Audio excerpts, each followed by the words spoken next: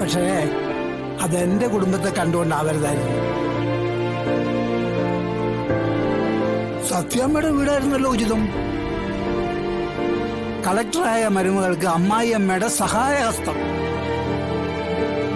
പത്രക്കാർക്ക് വേണമെങ്കിൽ അങ്ങനെ എഴുതി പിടിപ്പിക്കാമല്ലോ. എന്തായാലും എനിക്ക് ആ പ്രശസ്തി വേണ്ട.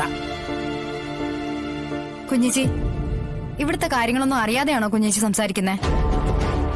ഇവിടെ താമസിക്കുന്ന ഒരു മനുഷ്യരൊക്കെ തന്നെയാ, അല്ലാതെ യന്ത്രങ്ങളൊന്നും അല്ല. ആ ദേ കേട്ടില്ലേ, ആ കുഞ്ഞിന്റെ വാ ഏതു നേരം തുറന്നേയിരിക്കും.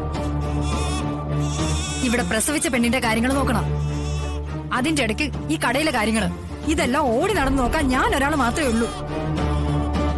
അതിന്റെ ഒപ്പം എണീക്കാനും നടക്കാനും പറ്റാത്ത ആൾക്കാരും കൂടി ഈ വീട്ടിലേക്ക് കൊണ്ടുവന്ന ത്രിശങ്ക് സ്വർഗത്തിൽ പെട്ട പോലെ ആയിപ്പോവും ഞാൻ. ഇവിടെ പറ്റില്ല കുഞ്ഞേച്ചി, ഞങ്ങൾക്ക് ബുദ്ധിമുട്ടാ. ഒരേ ഒരു ദിവസത്തേക്ക് വേണ്ടി മാത്രം ഞാൻ ചോദിച്ചത്. എന്റെ അമ്മ ഇവിടെ ഉണ്ടായിരുന്നെങ്കിൽ എനിക്ക് ഇങ്ങനെ ആരുടെയും കൈയും കാലും പിടിക്കേണ്ടി വരില്ലായിരുന്നു. എന്നാ പിന്നെ ആദ്യം നിന്റെ അമ്മയെ കണ്ടുപിടിച്ചോണ്ട് വാ. എന്നിട്ട് അമ്മയുടെ അനുവാദം വാങ്ങിച്ച് ഇവരകത്തേക്ക് കയറ്റ്.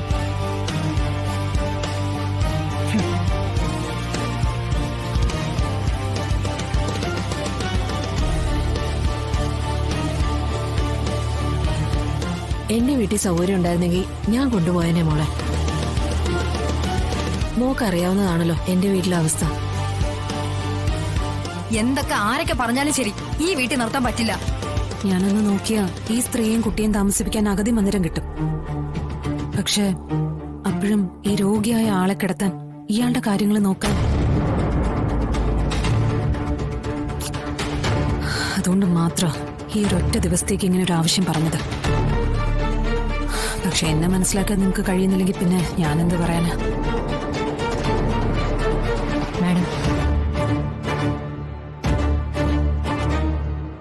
വേണ്ട മാഡം, ഞങ്ങൾക്ക് വേണ്ടി മാഡം ഇനി ഇങ്ങനെ ചെറുതാവണ്ട. ഞങ്ങളെ വല്ല ബസ് സ്റ്റാൻഡിലോ റെയിൽവേ സ്റ്റേഷനിലോ ആക്കിയാൽ മതി. ഇന്ന് ഒരു ദിവസത്തെ കാര്യമല്ലേ, മണിമാളിയിൽ കിടന്ന് ശീലിച്ച ആൾക്കാരൊന്നും അല്ലല്ലോ. അതുകൊണ്ട് എന്തുവായാലും ഞങ്ങൾ അതുമായിട്ട് പൊരുത്തപ്പെട്ടോളാം. ഇതെന്റെ വീടാ. ഞാൻ വന്നത് നിങ്ങളെ ഇവിടെ താമസിപ്പിക്കണമെന്നുള്ള തീരുമാനത്തിൽ തന്നെയാ.